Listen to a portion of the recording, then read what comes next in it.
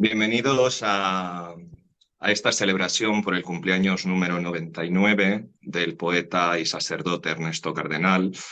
En nombre del patronato de la Fundación, os agradecemos muchísimo el que nos podáis acompañar y os podáis unir a este espacio. Es un momento muy importante para nuestra institución porque en esta celebración de los 99 años que cumpliría el poeta cardenal, abrimos la puerta a la celebración del centenario, que será el próximo año, en 2025, en la ciudad de Madrid y en otras partes del mundo. Nuestra idea ha sido dejar una huella más allá del tiempo a través del proyecto de la revista Abdal. La revista Abdal, que hoy aperturamos aquí con los miembros de nuestro consejo editorial, los cuales buenamente nos pueden acompañar y nos brindan lo mejor de sus capacidades intelectuales y humanas. Es un esfuerzo en el que pretendemos promover la cultura y sobre todo el pensamiento. Es para nosotros muy importante como institución que este espacio sea un espacio de libertad abierto, ¿no? Citando a Thomas Merton en el proyecto de la fundación de la Abadía de Nuestra Señora de Solentiname, la única regla es que no hay reglas. Y nos encantaría que dentro de eso, cada persona que se acercara a la revista, que es un esfuerzo de todos los que estamos aquí, pudiera tener un espacio en el que expresar su pensamiento y en el que los demás pudieran venir a beber. Queremos ser fuente de conocimiento, de espiritualidad, de realidad humana para todos los que se acerquen a esta revista que hoy aperturamos. La revista está a cargo de la dirección académica de nuestra institución, de la cual está al frente el doctor Juan Carlos Moreno Arrones Delgado, y al cual les cedo la palabra. A los miembros del consejo editorial, de parte del patronato, y de parte mía, a título personal, mi gratitud por hacer esto posible. Doctor, tiene la palabra. Muchas gracias, señor de Baltodano. Bueno, yo voy a ser muy breve, yo voy a actuar de moderador en la tarde de hoy y voy a introducir brevemente a cada uno de los ponentes que nos van a contar, nos van a narrar algo de su experiencia íntima, bien con la obra o bien con la propia vida, la espiritualidad de Ernesto Cardenal en esta celebración del 99 aniversario. En primer lugar, tengo el grandísimo placer de presentar a la doctora Luce López Baralt, que es una de las mayores expertas quizá en misticismo y en la obra del propio Ernesto. Le cedo la palabra a la doctora. Muy bien, muy buenos días o muy buenas noches a todos, dependiendo del hemisferio donde estemos. En efecto, el aspecto, la dimensión que más a mí me ha impresionado de Ernesto ha sido su vivencia mística que hemos compartido a lo largo de muchas décadas. Yo he escrito mucho sobre este tema, he escrito un libro, El Cántico Místico de Ernesto Cardenal, inauguré la Cátedra Libre allá en Managua, luego recibí el Premio Internacional en el 2023. Ahora querría yo editar la correspondencia que he tenido con Ernesto sobre este tema. Hay una cosa curiosa de la correspondencia, porque Ernesto y yo empezamos a escribirnos por cartas manuscritas, que tengo muchísimas, luego por fax y luego por internet. Estuvimos como varios años por internet. Y yo decía, que mucho sabe Ernesto de internet, que a la edad de él se ha podido alfabetizada en este nuevo medio. Y entonces un buen día él me admite, Luce, yo no sé nada de internet. Yo le dicto naturalmente a Luz Marina, y Luz Marina entonces redacta lo que yo quiero y tal, y recibe tus cartas. Y yo dije, Ernesto, ¿cómo es posible que las cosas tan íntimas que nos estamos diciendo tú y yo de alta dirección mística y de todo esto, las lea Luz Marina, una tercera persona, con todo lo que yo la quiero? Y me dice, ay, no te preocupes, es que Luz Marina no entiende de lo que hablamos. Claro que era mentira, Luz Marina se enteraba de todo y luego me reí muchísimo con Luz Marina. Bueno, así que ha sido un enormemente largo periodo de tiempo, Ernesto, yo hablando de esto. Voy a dar una marcha un poco atrás para ver cómo empezó nuestra relación. Nosotros invitamos a Ernesto Cardenal a Puerto Rico en el año 74, a mi universidad. Y entonces me leí todo lo que él había escrito hasta la fecha. Quedé deslumbrada con la vida en el amor. Y entonces me di cuenta que había un pasaje bellísimo que Ernesto adjudica a un alma y lo que describe ahí es la experiencia mística. Yo siempre sospeché esto no es de un alma, esto es del alma de él, está diciendo algo en personal. Entonces yo le dije, Ernesto, ¿tú crees que podríamos hablar de esta experiencia? Porque me parecería que estás hablando de ti mismo. Nunca se me olvida que él baja la cabeza con una gran humildad, baja los ojos y me dice, sí, podemos hablarlo. Y ahí empezó una conversación que no ha terminado nada más que con la muerte de Ernesto. Estuvimos hablándolo, como le digo, por décadas. Era una dirección espiritual muy abierta, nada de dogmas, simplemente lo conversábamos, comparábamos notas, cómo había sido la experiencia de él, cómo había sido la mía. Y entonces después me contaba cómo había sido su experiencia con Merton de dirección espiritual.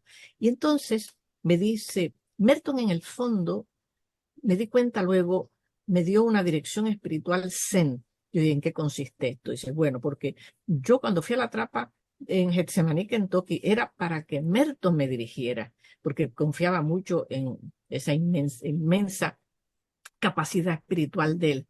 Pero cuando teníamos los viernes, en una hora de dirección espiritual, resulta que Merton de lo que me hablaba era de nuestras experiencias comunes en Colombia, de los amigos de Colombia, se reía muchísimo. Decía Merton, lo que más me impresionaba de él era su capacidad de risa, su gran humor. Y entonces me preguntaba por mi poesía, me preguntaba por mi manera de ser, mis intereses. Entonces empezaron a crecer mutuamente, tanto Merton como Cardenal. Es historia, ¿verdad? Todo se sabe que los dos pensaban salir de la trapa para llevar a cabo unas fundaciones monacales con una gran libertad. Entonces, me dice Ernesto de esta dirección espiritual de Merton, que luego se dio cuenta que lo que Merton quería era que Ernesto se explorara a sí mismo como persona, porque la espiritualidad tenía que ver con la manera de ser, con las inclinaciones, con los talentos de cada persona. Pero pues así hizo conmigo, ¿verdad? Con una enorme libertad de pensamiento y adecuó toda su dirección espiritual a mi condición de persona, mujer casada, persona felicísima. Yo me acuerdo que un buen día le dije, Ernesto, yo me siento culpable de ser tan feliz humanamente y haber tenido, sin embargo, la gracia mística. ¿Cómo es posible? Lo único que yo tendría que hacer para honrar esto es irme con la Madre Teresa de Calcuta. Entonces, él se reía mucho de mí y decía, no, Luce, tú eres feliz. Un poco telar de Chardin, ¿verdad? Lo importante es cultivar los dones que tenemos para mayor gloria de Dios. Y no tienes que dejar nada de tu felicidad. Tú no tendrías talento ninguno para irte con la Madre Teresa a hacer este tipo de obras. Tu talento es tu escritura, tu docencia y tu matrimonio tan feliz. El día que Dios te lo quite, se lo tienes que aceptar. Hoy día Dios me lo ha quitado y he tenido que devolverle a Dios esta felicidad. En esto me dijo otra cosa muy importante. Cuando yo decía, ¿cómo es posible que yo, siendo laica, siendo una persona tan feliz, tan de este mundo, tan equilibrada en este mundo, haya tenido esta experiencia? Y él me dice, mira, Luce, es que Dios a veces nos da la experiencia mística a los más débiles, que somos quienes más lo necesitamos. Entonces, después escribió un poema que a mí me encanta. Él imagina a Dios hablándole, él está en la hamaca, y Dios le dice, no te escogí porque fueras santo, ni por tener madera de santos. Santos he tenido demasiados. Te elegí para variar. Eso me pareció una puesta en verso preciosa de las lecciones espirituales que él me estaba dando. Él manejaba, por ejemplo, las escrituras también con una gran libertad. No era nada dogmático. Yo me he dado cuenta que la alta dirección espiritual implica dar un espacio enorme al alma. Así que nosotros seguimos, ¿verdad?, por años y años en distintos países discutiendo este mundo del espíritu. Me acuerdo que lo hicimos en las afueras de La Habana, por ejemplo, en tantos países donde nos reuníamos, en España, en Estados Unidos, en Puerto Rico. Así es que esa fue básicamente mi experiencia más importante con Ernesto. Esto pasó no solamente teníamos esta enorme relación espiritual, sino pasó a ser una inmensa amistad donde cabía la risa, cabía todo. Para cerrar y no detenerme demasiado, les puedo decir algo de las anécdotas de Ernesto en La Trapa, porque ustedes saben que La Trapa para él decía, esta es la poesía, este es el momento más bello de mi vida, nunca olvidaré la poesía indecible de aquellos días en Getsemaní. Sin embargo, ya en persona, Ernesto tenía un sentido de humor extraordinario. Me contaba, mira, Luce, te voy a explicar cosas que no tenía que ver porque he pasado en La Trapa. Nosotros no nos dejaban cambiar el hábito más que 2 veces al año. ¿Te imaginas lo mal que olíamos? Aquello era terrible, nos distraíamos por el mal olor. Entonces, otro problema, cuando yo entro en La Trapa, heredábamos el hábito de los monjes muertos y a mí me ha tocado un hábito tan y tan y tan largo que lo arrastraba por el suelo. Me sentía tan infeliz. Entonces el director de verdad de los novicios dice, ¿qué te pasa, hermano Lorenzo, brother Lawrence, como él se llamaba? Se vos ve tan triste. Y entonces él dice, estoy arrastrando el hábito. Era como poco elegante, ¿verdad? Para un monje más que se estaba iniciando. Y entonces le cambiaron el hábito. Pero ¿qué pasa? Que entonces el otro hábito era cortitito y quedó muchísimo más mortificado. Parecía casi, ¿verdad? Como si fuese una especie de minifalda de hábito. Bueno, también me decían, mira, Luce, cuando Merton hablaba, porque Merton tenía que hablar con todos, naturalmente, todas las personas que lo admiraban, las editoriales, los intelectuales y los escritores, a él le tenían que cambiar el hábito, no lo dejaban salir jamás con ese mal olor que teníamos todos, de manera que hacían excepción con él. Pero nada, con esto no quiero, ¿verdad?, detenerme más, pero mi recuerdo de Ernesto, el más importante de todos, y el que discutimos hasta el último día, los últimos días de él, cuando ya empecé, ¿verdad?, a volver ya casi en el lecho de muerte, a volver a ejercer como sacerdote, eso para él yo sé que fue muy importante, pues esto fue lo que nos unió en vida, y este es el recuerdo más imperecedero que tengo de él, y espero seguir honrando esta confianza que tuvimos y esta gran camaradería de camino en el camino espiritual.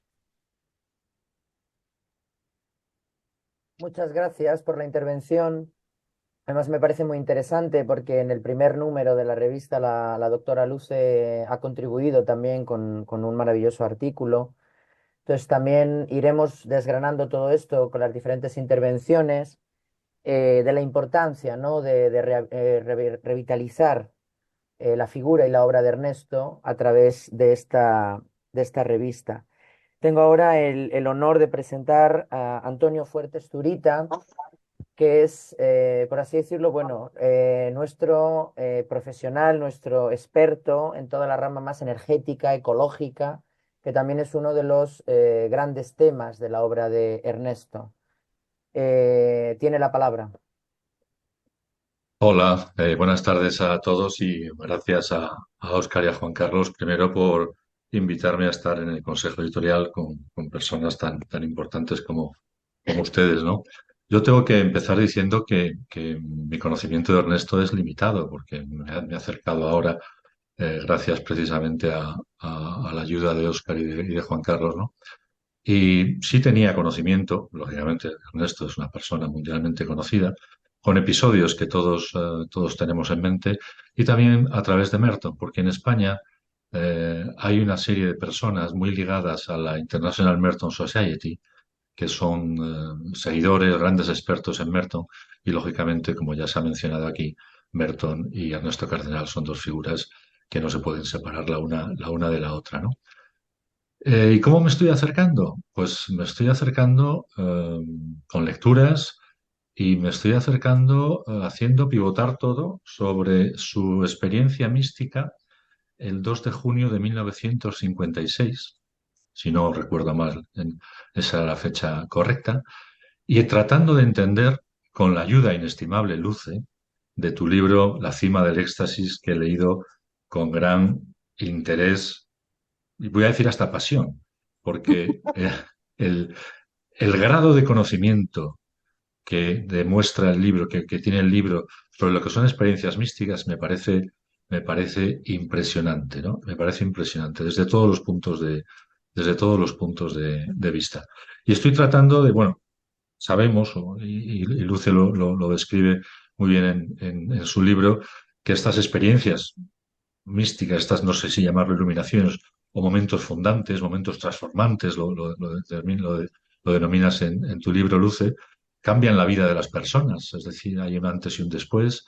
Sabemos, hay características comunes de todas las personas que han vivido esa experiencia.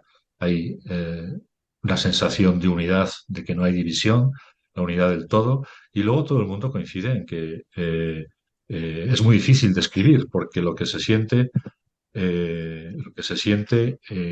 no pertenece al mundo sensorial habitual en el que nos movemos, ¿no? Sino que es un grado de conocimiento tremendamente diferente a lo que es la conciencia, la consciencia habitual. Me viene ahora a la cabeza una cosa que leí, pues hace tiempo, posiblemente sea algo inexacto lo que diga, y es que Santo Tomás de Aquino tuvo una experiencia mística. Creo recordar que mientras estaba diciendo misa, y en ese momento tuvo una iluminación, como puede ser la de Ernesto o la que comenta Luce en su libro, y luego hoy leí que había dejado de escribir a partir de ese momento.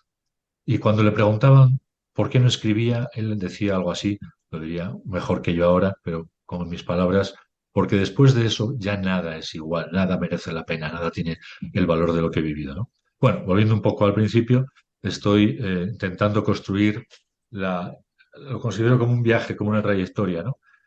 Conocer a Ernesto Cardenal a través de esa experiencia fundacional, esa experiencia transformante y cómo su vida se articula, porque es una de las características de esas experiencias.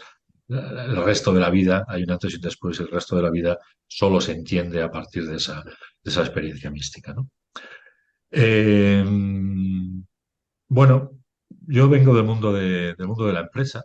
He estado 30 años en multinacionales energéticas, de grandes multinacionales del IBEX 35, el selectivo español. Y claro, pues es un mundo muy alejado de la mística, ¿no? Estamos hablando de lo concreto, estamos hablando del dinero, estamos hablando de la eficacia, estamos hablando de la rentabilidad y de pocos aspectos más concretos y menos alejados de la realidad que, que, que la gestión de una empresa. Pero me vienen a la cabeza unas palabras que leí, no de Simone Weil, sino de alguien que hablaba, que escribía sobre Simone Weil. Y aquí tenemos que recordar, y quizás sería bueno profundizar en este momento, sobre qué le llevó a Simone Weil a trabajar en la fábrica Renault, ¿no? Y que es que cómo su mística, cómo su experiencia vital se fraguó conviviendo con los obreros, con los trabajadores de una fábrica de coches. El nexo entre ecología, sostenibilidad y mística es importante. El tema de la influencia de la religión en los comportamientos y las consecuencias medioambientales es un tema apasionante, en el que, bueno, pues no merece la pena que nos detengamos ahora, ¿no? Pero sí es cierto que también leyendo estas referencias de Simone Weil, recuerdo que decían que los místicos no están alejados de la realidad, simplemente la ven de otra manera y que están muy pegados a las cosas concretas, ¿no? Entonces, esta relación entre empresa y mística, no sé, quizá habría que explorarlo. Eso es un campo en el que yo no tengo grandes ideas que aportar, pero sí es cierto que hay una visión de la empresa constituida por personas, constituida por seres humanos, en las que puede haber elementos de belleza, y en cierta manera la belleza creo que conecta con la mística, ¿no? Elementos de belleza. Puede haber belleza en las relaciones humanas, puede haber belleza en las relaciones con las comunidades en las que una empresa desarrolla su actividad, en la que instala su parque eólico, etcétera, ¿no? Bueno, no me extiendo más, simplemente comparto con vosotros algunas de las ideas de neófito, de recién llegado al mundo de Ernesto Cardenal y cómo puede haber algunas conexiones interesantes y desde mi experiencia de muchos años en empresa tratar de aportar algo, ¿no? Muchas gracias, Antonio, por tu aportación. Seguro que en los próximos números tendremos la oportunidad de destacar toda esta dimensión ecológica. Vamos a seguir con las intervenciones. Me gustaría presentar a José Luis Fernández Fernández. profesor de la Universidad de Comillas, que quizá es nuestro vínculo más con el mundo académico aquí en España. Le cedo la palabra. Muchas gracias, querido amigo, y muchas gracias por haberme invitado a formar parte de este equipo. Es un placer y constituye un honor estar en un proyecto tan sugerente como este, al menos desde la manera en que yo lo percibo. Decían los clásicos que las cosas se reciben en función del recipiente que las recibe. No os lo cuento en latín para no aburriros, pero es verdad, cada uno recibe las cosas, los mensajes y las realidades que le rodean, pues desde él. Yo recuerdo, tengo mucha memoria, ciertamente, desde que era chaval joven, y recuerdo a un tipo con barba blanca, con una boina de las que usan los paisanos por aquí, por el norte de España, yo soy asturiano, pues por el País Vasco, gastan boina, y yo no sabía que gastaban boina en la otra punta del universo. Y eso me llamó la atención. ¿Quién era este hombre? ¿Quién era este sujeto? Ah, bueno, pues luego fui enterándome, un tal cardenal, que era un cura, que resulta que era ministro. ¡Hala! Son las cosas que le vienen a uno del recuerdo de aquellos años, de los años 70, de los años 80. Y bueno, y uno indaga un poco y uno se mete a fondo y uno en los años 80 se cuestionaba qué sentido tenía el hecho de la teología de la liberación. Uno no era teólogo, pero uno era un profesor académico joven entonces en la universidad que decía, bueno, vamos a ver qué sentido tiene esto. Sí, había leído economía, había leído críticamente al marxismo, había leído muchas cosas y se preguntaba uno, bueno, ¿y esto qué es? ¿Y esto por qué? ¿Y esto cómo? Y bueno, pues cada uno tiene sus respuestas a la cuestión. ¿Y qué me atrae a mí de la figura de Ernesto Cardenal? El hecho de haber sido capaz de entrar y salir varias veces después de haber visto que no todo lo que parecía relucir era oro. Eso es un ejemplo de vida y eso es algo de ensayo y error y es algo que estamos aprendiendo. Eso es espíritu y eso es mística. En un mundo atiborrado de naturaleza y de naturalismo y de causalidad y de efecto a partir de causas, subrayar un poco la parte que está en la otra página, la página de la libertad, donde uno puede escoger y uno puede elevarse o bajar, no sé, depende de dónde se ponga el prisma, eso siempre llama la atención. Y yo estoy muy por la labor de poner en valor, como dicen ahora, la figura, no solamente la obra literaria, no solamente la obra de reflexión y de magisterio espiritual, sino la figura de una persona humana, demasiado humana, y por eso tan grande y a la vez tan falible como cualquiera de nosotros. Pero me parece un reto fascinante el intentar sacarle partido, comprenderlo mejor y contarlo a quien lo quiera oír, para que se le provoque el gusto por intentar, cada uno de ellos, los que reciban estos mensajes de nuestra parte, a través de la revista o a través de cualquier otra actividad de la Fundación, que ellos mismos tomen la rienda y entren por ese camino de aprendizaje y de discernimiento. Insisto, muchísimas gracias, es un placer. Muchas gracias, José Luis. Seguro que en los próximos números podremos tener la oportunidad no solo de ahondar en su obra, sino también ahondar en la figura del propio Ernesto, una figura interesante que de alguna manera pues a todos nos llega y nos toca, ¿no? Voy a dar la palabra ahora a la doctora Virginia Garrard. Ha sido durante mucho tiempo la presidenta de la cátedra de Ernesto Cardenal, que se encuentra en la Universidad de Texas. Le doy la palabra, doctora. Muchísimas gracias. Y primero quiero decir mi gracias por invitarme a participar en ese evento y me encanta mucho. Bueno, lo que me gustaría enfatizar es la vocación de Cardenal como sacerdote, como cura, como dice anteriormente, y su papel como practicante e intérprete de la teología de liberación, no teólogo, pero sí interpretante, ¿no?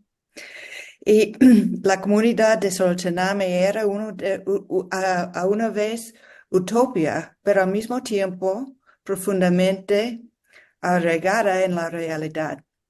Hasta el día de hoy, el recuerdo aún encarna la promesa de ese noble experimento, ¿no?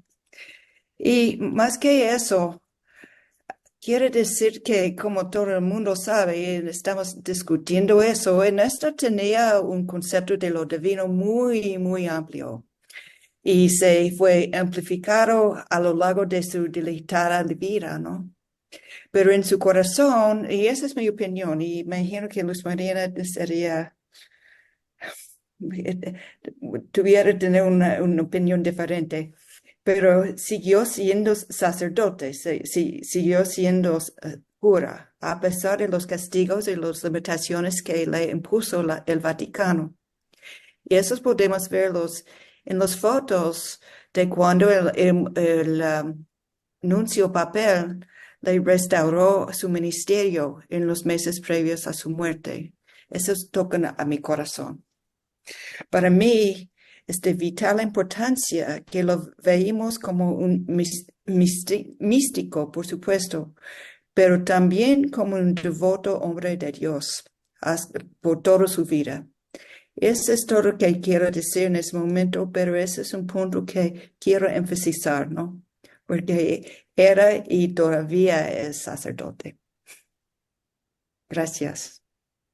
Muchas gracias, Virginia. Sí, es ineludible, ¿no? No se puede eliminar la idea de la vocación religiosa que tuvo Ernesto. Y ahí en el número 1 de la revista aparece cierto guiño a esta idea, ¿no? de la propia vida consagrada de Ernesto.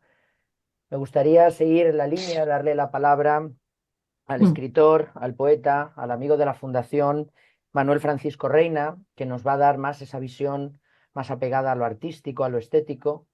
Le cedo la palabra.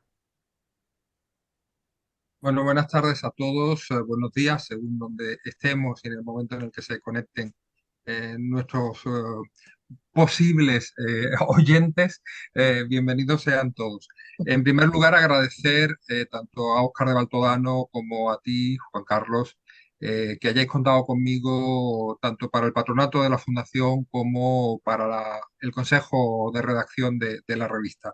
Para mí es un honor estar acompañado de personas tan ilustres y tan conocedoras de la obra del maestro cardenal. Efectivamente, yo voy a hablar un poco desde la experiencia como creador, ¿no?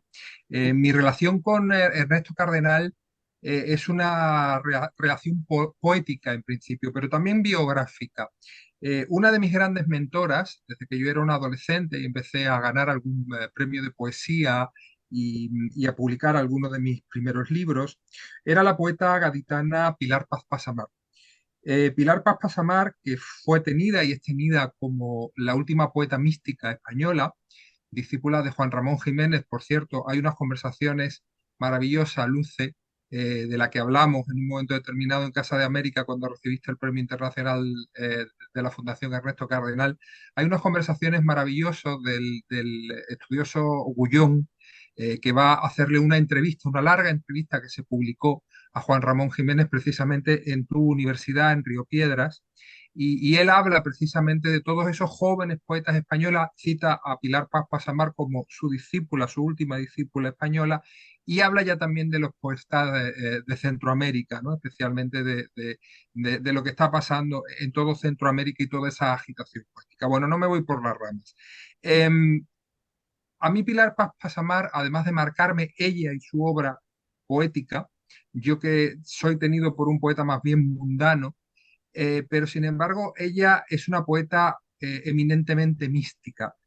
Y desde esa visión, de esa mística de Pilar Paz Pasamar y de su poesía fieramente humana, también por citar aquí a alguno de mis compañeros que ha hecho ese guiño a lo fieramente humano, que es muy unamuniano por un lado, pero también tiene mucho que ver con esa otra gran poeta, Ángela Figuera y Merich.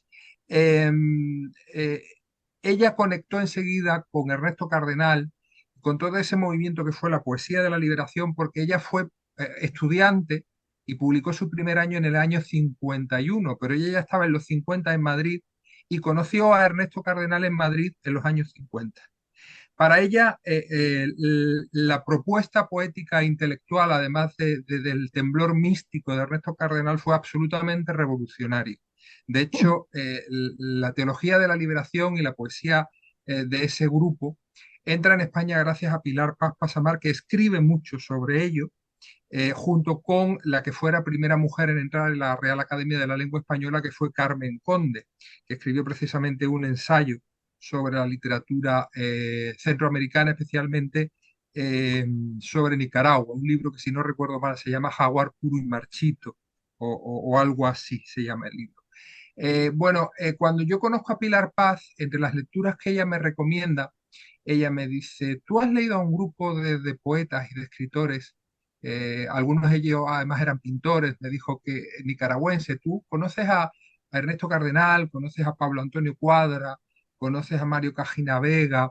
En fin, y yo, claro, era un chico de 16, 17 años, conocía por supuesto a Rubén Darío, ¿no? De la gran poesía nicaragüense, pero no mucho más, ¿no? Y de pronto, con esa edad en la que uno está conformando su mundo poético, sus lecturas, está buscando su voz, a mí la lectura de Ernesto Cardenal eh, me causó un gran impacto, ¿no? Me causó un gran impacto precisamente porque era un poeta místico, sí, pero que no se subía sobre los ángeles, sino que hablaba de los hombres, de las experiencias de los hombres, de las preocupaciones de los hombres, de lo que a las personas le movía dentro, ¿no? Más que de cuestiones metafísicas. Eso por un lado. Y después, por otro, había otras dos cosas que me impactaron mucho de la poética de Ernesto Cardenal.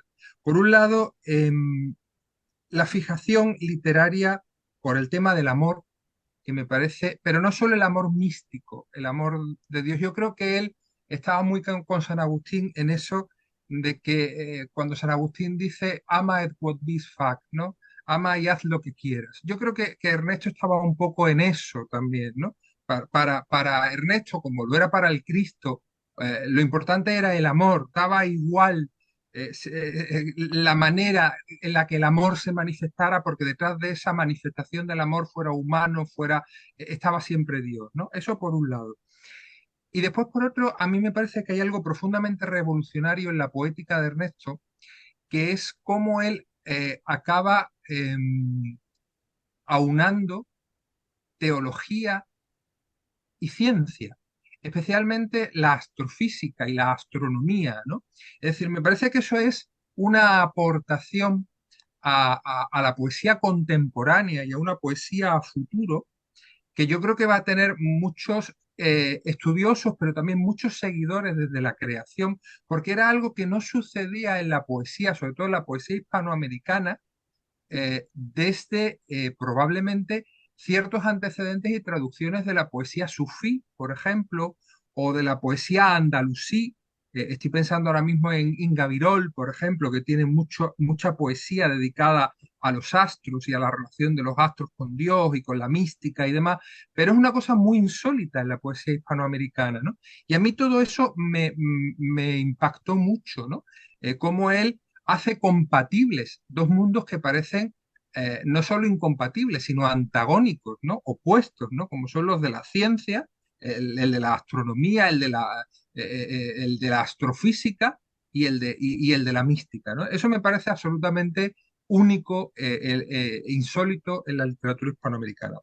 Luego, con el tiempo, tuve la suerte de conocer a Ernesto Cardenal en persona en Nicaragua, cuando fui a presentar mi novela La princesa Paca, la novela sobre la última pareja de Rubén Darío, Francisca Sánchez del Pozo y Rubén Darío. Y allí conocí a Ernesto, gracias a algunos amigos, entablamos una buena amistad. Efectivamente, como también ha dicho la doctora Luce López Varal, yo también pensaba que me contestaba a mí los correos electrónicos. Luego me explicó que me los contestaba, pero vía la tercera persona del verbo, que era Luz Marina, ¿no? O sea que eso también lo compartimos, Luce, y me ha divertido mucho, ¿no? Y entablamos una bonita amistad hasta tal punto que yo, pensando que me iba a decir que no, le comenté a Ernesto si a él le apetecía participar en una colección que yo dirijo en Málaga, que es de unos libritos, que se hace una tirada de 10.000 ejemplares y que se distribuyen gratuitamente entre las bibliotecas, las librerías y los autobuses de la provincia de Málaga. Y él no solo me dijo que sí, sino que además se encargó de hacer una selección personal en la que incluyó incluso un poema inédito. Esto sucedió y el libro salió justo un mes antes de fallecer Ernesto Cardenal, con lo cual tuve la alegría de saber que él vio el libro, por lo menos en foto, aparte de las correcciones y demás. El librito está aquí, son unos libritos de bolsillo que se hacen, no sé si se ve bien, y que llamamos con el título de ese poema inédito, Lo visible y lo invisible. Y me llamaba mucho la atención que cuando hablaba con Luz Marina, me decía, ¿no sabes lo preocupado que está Ernesto con el libro este? Yo decía, preocupado Ernesto, preocupado yo por la responsabilidad de publicar a Ernesto Cardenal en una colección que se hace con mucho mimo, pero que es muy humilde, muy modesta. Dice, no, no, pero Ernesto sabe que es una colección que la siguen mucho los jóvenes, cosa que era verdad, porque es una colección que en la provincia de Málaga, sobre todo, la gente más joven va a buscar a los autobuses, al metro, a las librerías y hacen casi colección de ellos, se han habituado a leer.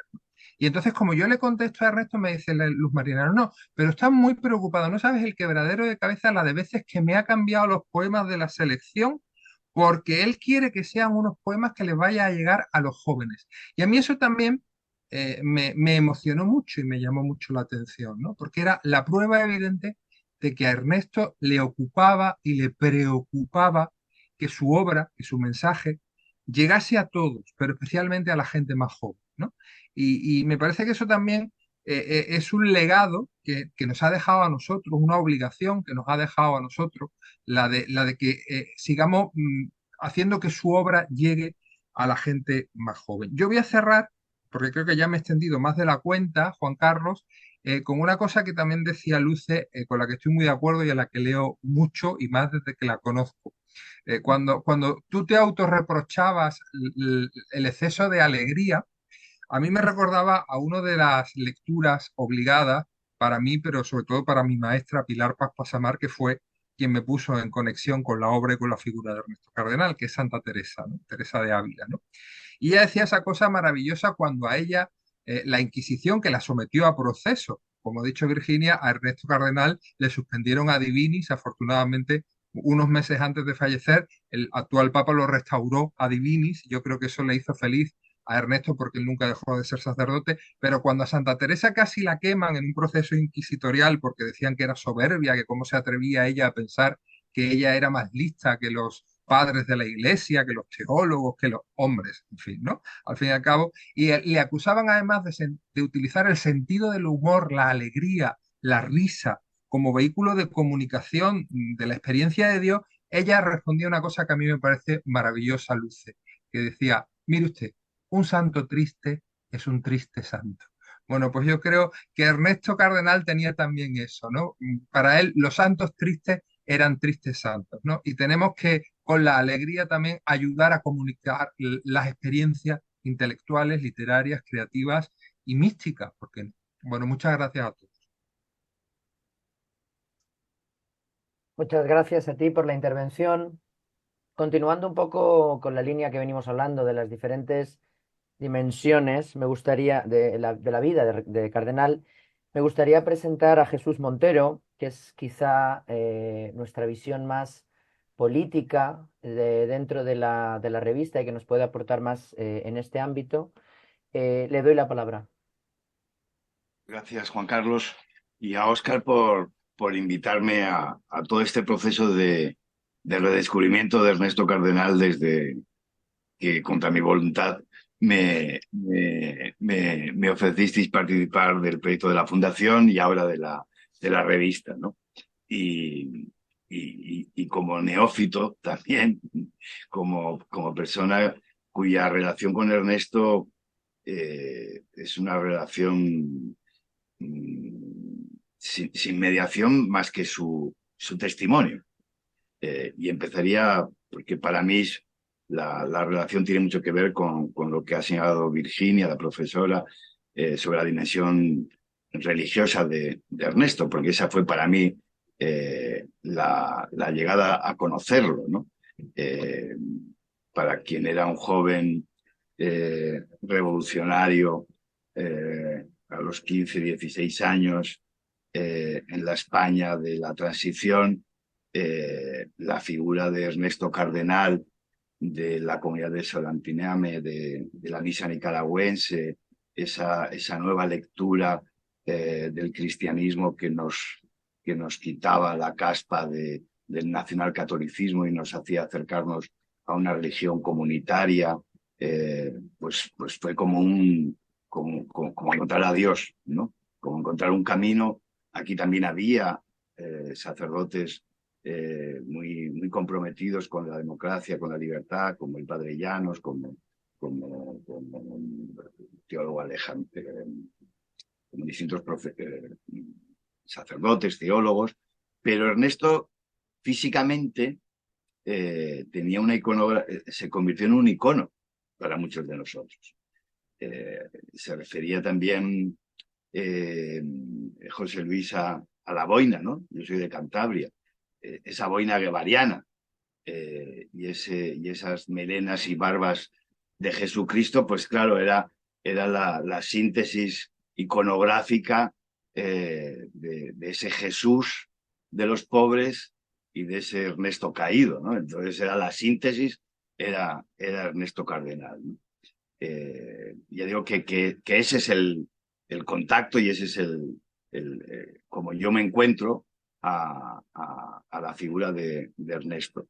Y no puedo olvidar, porque para mí también incluso supuso un momento de crisis religiosa o de crisis en la institución, yo no puedo olvidar la imagen de Ernesto, ministro y sacerdote arrodillado, con humildad, recibiendo al Papa polaco y la bronca de Juan Pablo II a ese humilde monje arrodillado que le recibía en el aeropuerto de Managua, ¿no?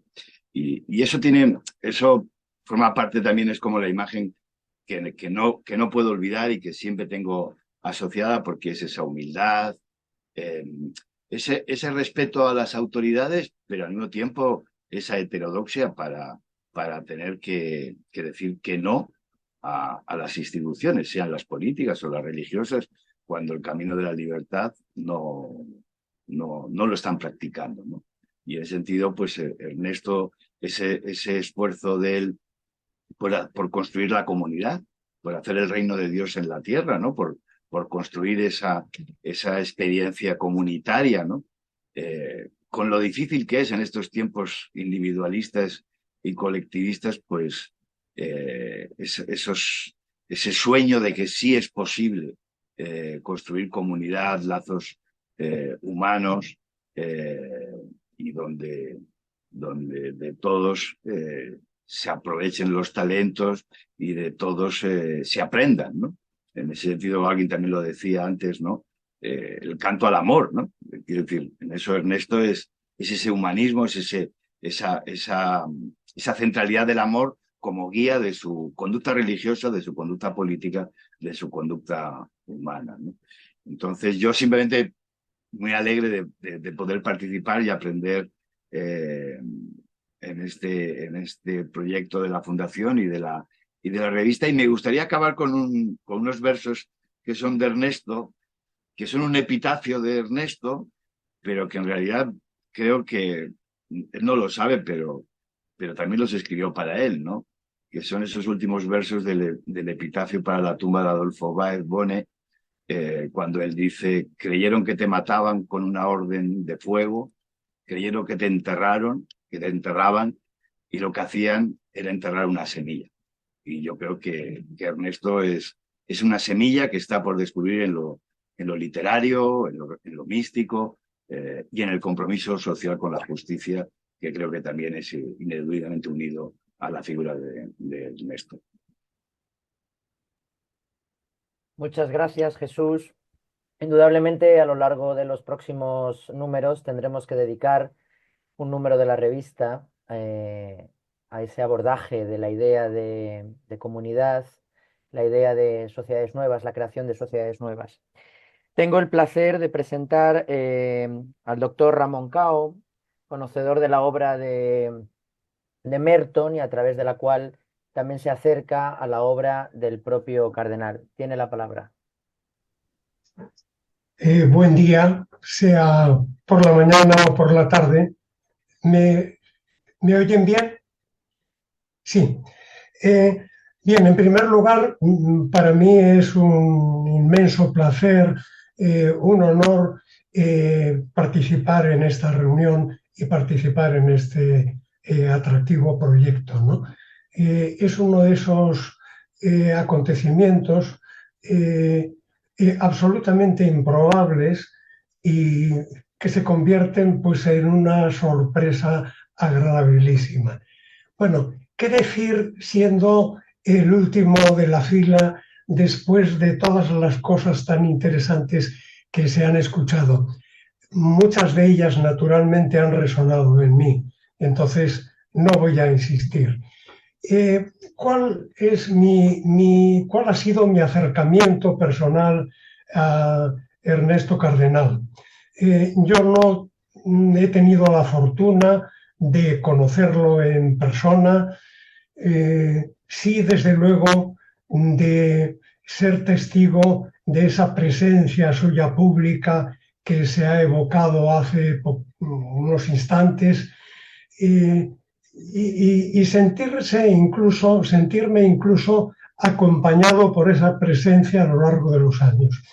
Si se me pregunta qué periodo de la vida de Cardenal me interesa más, yo diría que más que un periodo concreto, lo que me atrae es esa capacidad continua de rehacerse, de responder a los nuevos retos dentro pues, de esa esencial fidelidad que es naturalmente su experiencia mística.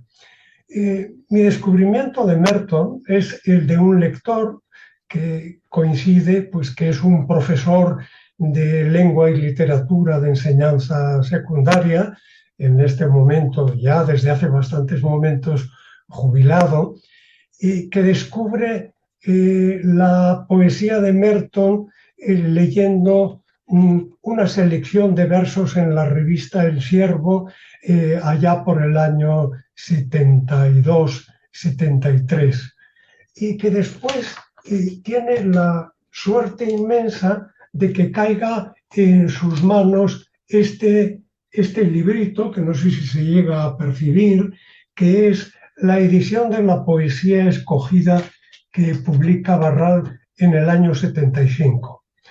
Resulta que en ese libro me encuentro, que me permite un cómodo acceso a la obra de Cardenal hasta entonces publicada, me encuentro con un poema que se titula Coplas a la muerte de Merton.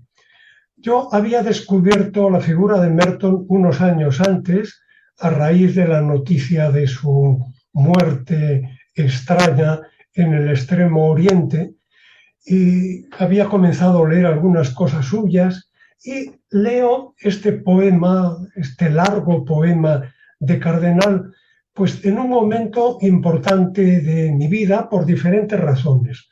Una de mi vida personal, porque se produce un traslado, es cuando vengo a vivir a Galicia, un nuevo domicilio, tengo que responder a un nuevo reto profesional con la iniciación de un centro educativo pues, con aires progresistas, renovadores, etc. Y todo esto coincide pues con un momento muy importante para la vida del país, que es el año 75. En noviembre muere el general Franco y se crea pues esa situación ambigua, por una parte una gran esperanza y por otra parte unos temores no infundados, y por otra parte a eso se suma pues un acontecimiento en mi vida personal que es el fallecimiento de mi madre, hecho que me obliga a afrontar por primera vez en mi vida pues la cercanía de la muerte no como abstracción. Claro, todo este conjunto de circunstancias hace que yo lea coplas a la muerte de Merton de una determinada manera. Es un poema que deja una huella indeleble en mi vida.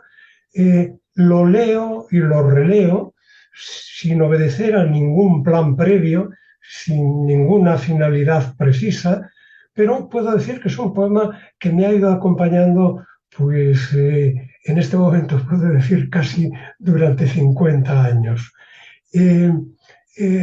Durante todo este tiempo, durante buena parte de este tiempo, es algo así como mi jardín secreto, que no lo comparto mayormente, y a partir de un momento pues me dedico a estudiar el texto con toda la profundidad de la que soy capaz.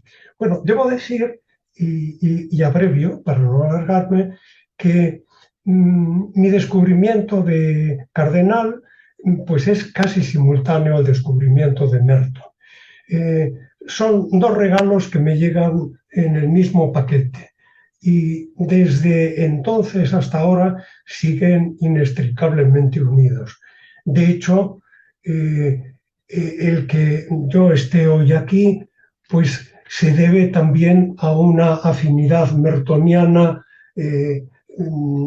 en la que tuvo que ver la mediación de Antonio Fuertes. Quizás el aspecto que más me interesa o al que más me he dedicado es justamente el de la conexión Merton-Cardenal, Cardenal-Merton. Y casi pues con eso concluyo mi intervención para no alargarme más. Muchas gracias, Ramón Cao. Bueno, simplemente queríamos un poco acercarnos desde diferentes ópticas, pues bien a la vida, bien a la obra de Cardenal. Yo quería daros las gracias a todos, el equipo que hemos conseguido reunir para este consejo editorial. Es de una calidad académica, intelectual, de vida, incuestionable. Yo, para rematar, quería decir, pues al final es azaroso las formas, como hemos venido diciendo, que nos podemos acercar a Cardenal. Yo descubrí a Cardenal estando trabajando en la India, de manos de un hijo de un minero indio, que me presentó literatura en mi propio idioma. Al final, las formas de llegar a Cardenal pueden ser muchas y variadas. Reitero mi agradecimiento a todos y me gustaría darle la palabra a Óscar de Baltodano, el editor jefe de la revista, para concluir este acto fundacional. Óscar, por favor, tiene la palabra. Yo seré bastante breve, porque al final yo estoy aquí para variar. Como Dios con Ernesto, pues yo estoy aquí para variar.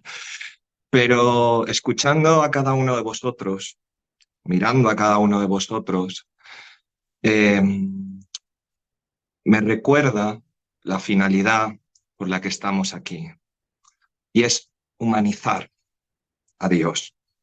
La experiencia, sobre todo la experiencia de Ernesto, es ese abrazo a la humanidad. Cada uno de vosotros, incluyéndome a mí, venimos de espacios distintos y de historias distintas, ¿no? Como se suele decir en Castilla, cada uno es hijo de su madre y de su padre. Y al final, como resumen todas las intervenciones y a cada una, yo me quedo con la humanidad. Ernesto nos recuerda esa humanidad de Dios. Le puedes llamar Dios, que yo personalmente le llamo amor. Comparto ahí con la doctora López Varal. Y una de De las lecciones más grandes que me enseñó una gran mística es que hay que ser místico con los pies muy bien puestos sobre la tierra. Y es por ello que estamos aquí, cada uno desde vuestra empresa, desde vuestra cátedra, desde vuestro matrimonio feliz, desde vuestra búsqueda del amor, porque estamos aquí buscando el agua, esa agua del amor divino de la que todos venimos y a la que todos vamos a volver. Y estamos aquí para ello.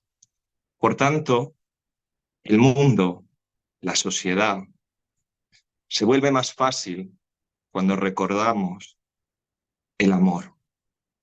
Ese nombre tan abstracto que lo tenemos que humanizar, que lo tenemos que traer a nuestras casas, a nuestras universidades, a nuestros colegios.